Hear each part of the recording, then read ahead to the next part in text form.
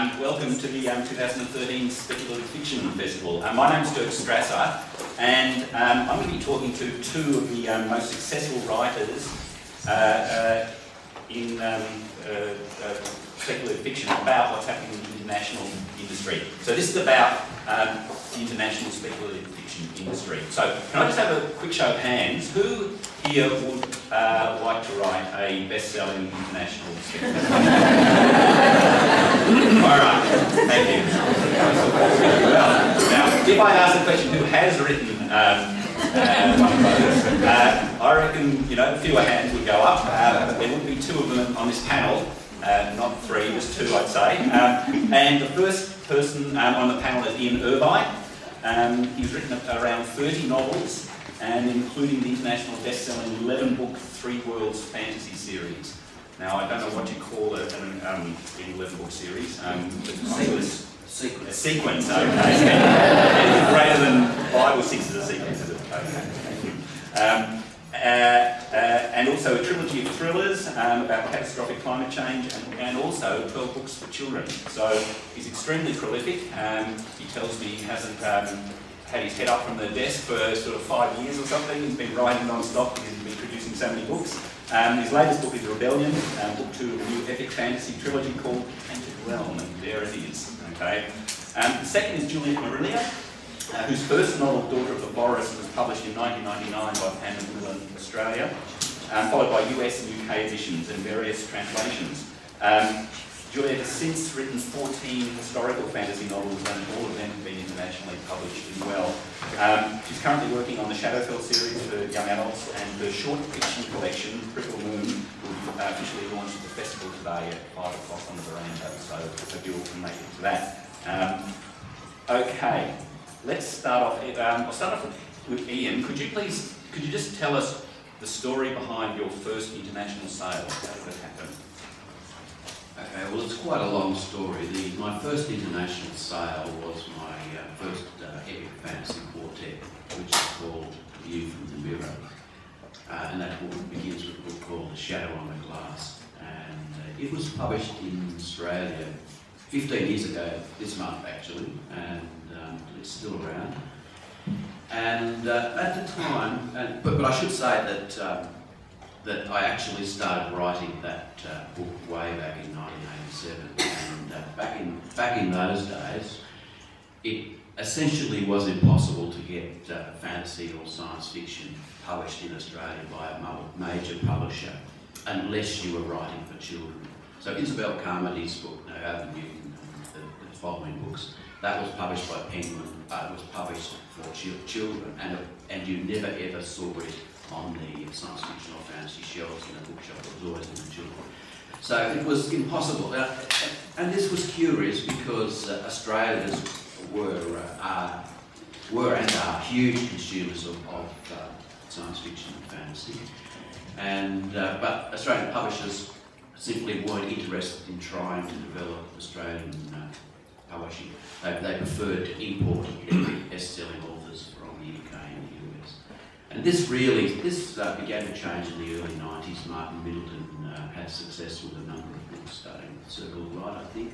And then that success with the first few authors, Graham Hay was another one. So anyway, it wasn't sustained, and then it wasn't until Sarah Jones came along in 1995 with Matt Wax, which then outsold a lot of these big-name international authors. So at that stage, Australian publishers start to think, hey, we can publish Australian authors and actually make money out of it.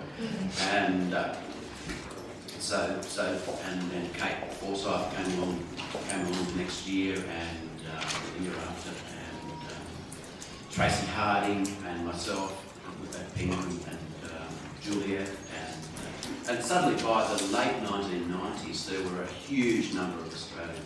Sorry, I'm kind of rambling on a bit, but it's the situation with publication has changed so dramatically in Australia in the last 20 years. It really, but even towards the late 1990s, when Australian authors were selling well, it was very, very difficult to get published internationally at all, and In fact, I remember speaking to David Hartwell, I think, at the World Science Fiction Convention in Melbourne in 1999. David Hartwell was the publisher at Tor Books, the biggest science fiction fantasy publisher in the US.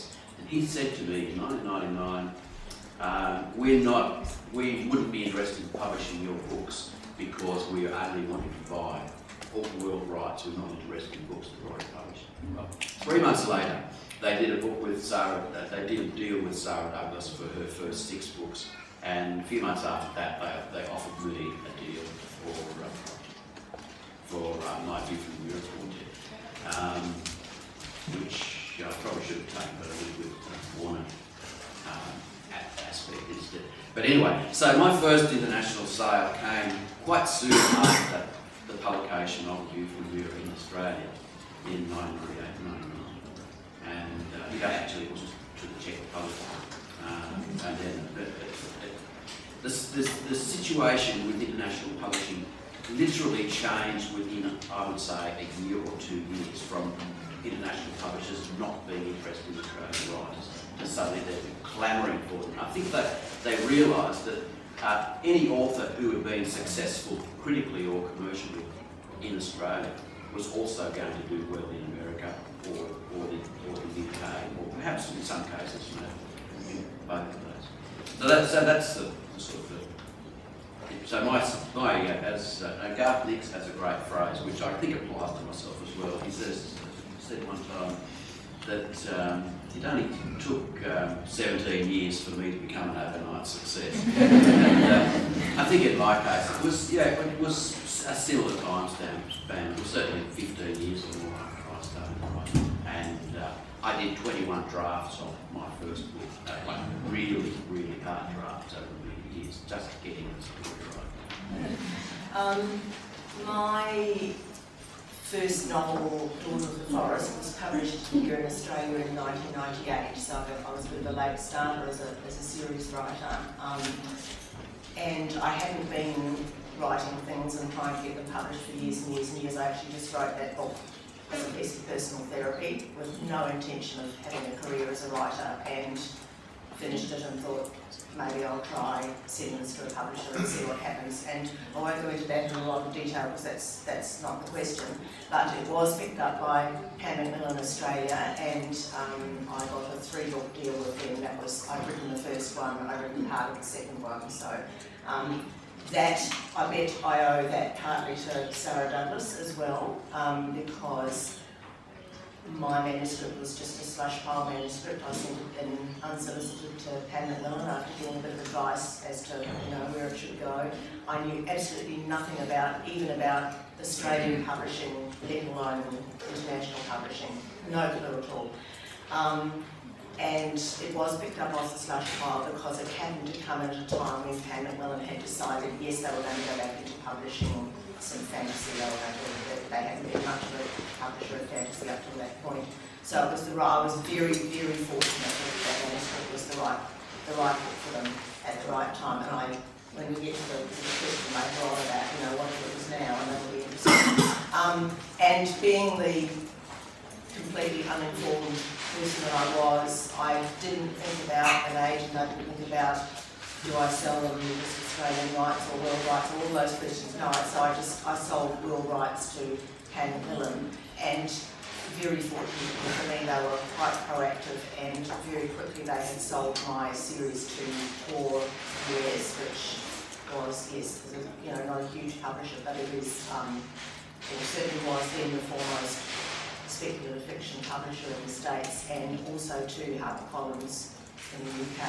So it was all done for me by the publisher. Since then, I have actually split out what I do. I still deal directly with Pan Macmillan Australia because Pan Macmillan gave me my start, and I've got a great loyalty to them. But I have an agent in New York who deals with sales everywhere else for me. And what you said is interesting about the UK and UK publishers being a bit wary about taking on something for which they can't get both UK, European and Australian and New Zealand rights. That still applies, certainly in the case of my experience, that a UK publisher is is cautious about taking on a book when they're only going to get rights to sell in the UK. Probably depends who it is, you know, that someone they know will sell him under